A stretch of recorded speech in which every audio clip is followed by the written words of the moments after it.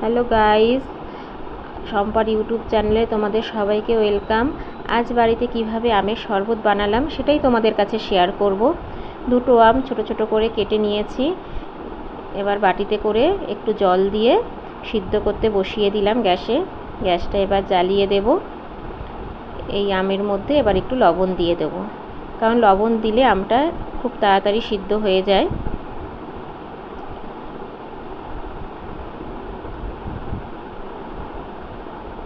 দেখো আস্তে আস্তে সিদ্ধ হচ্ছে, আমটা আমার সিদ্ধ হয়ে গেছে।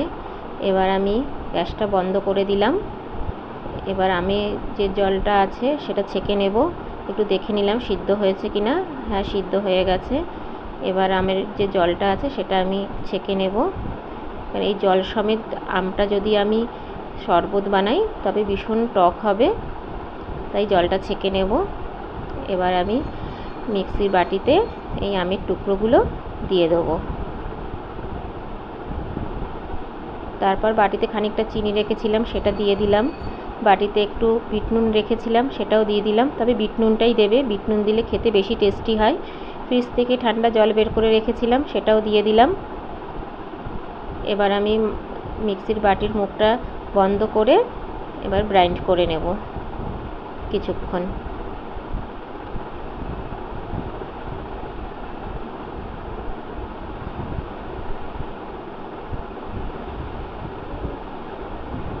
এবার দেখে নেব আমটা ভালো করে গ্রাইন্ড হয়েছে কি না। না, এখনও হয়নি, আরেকটু হবে। এবার মনে হচ্ছে হয়ে গেছে। একটা চামচ দিয়ে ভালো করে দেখে নেব হয়ে গেছে কি না। হ্যাঁ, হয়ে গেছে। দেখো কত সুন্দর হয়েছে, একটু আমের কোনো ছিপড়া নেই। এবার আমি গ্লাসের মধ্যে ঢেলে নেব।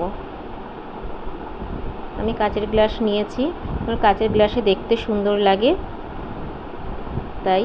তবে দুটো আমে অনেকটা শরবত হয়। আমি 3টে গ্লাস নিয়েছি। এবার বরফের টুকরো দিয়ে দেবো গ্লাসের মধ্যে, এটা ঠান্ডা খেতে বেশি ভালো লাগে। ভীষণ ভালো হয় খেতে, তোমরা বাড়িতে ট্রাই করতে পারো। এই আমের শরবতটা, এই গরমে আমের শরবতটা ভীষণ উপকারী দেয় শরীরে। আমার রেসিপিটা ভালো লাগলে আমার চ্যানেলটাকে সাবস্ক্রাইব করে আমার পাশে থেকো। আরও নতুন নতুন ব্লগ নিয়ে আসবো তোমাদের কাছে। আমার পাশে থেকো, আমাকে ভালোবাসা দিও, আমার চ্যানেলটা সাবস্ক্রাইব করে দিও। তোমরা অবশ্যই বাড়িতে এটা বানিও। টাটা।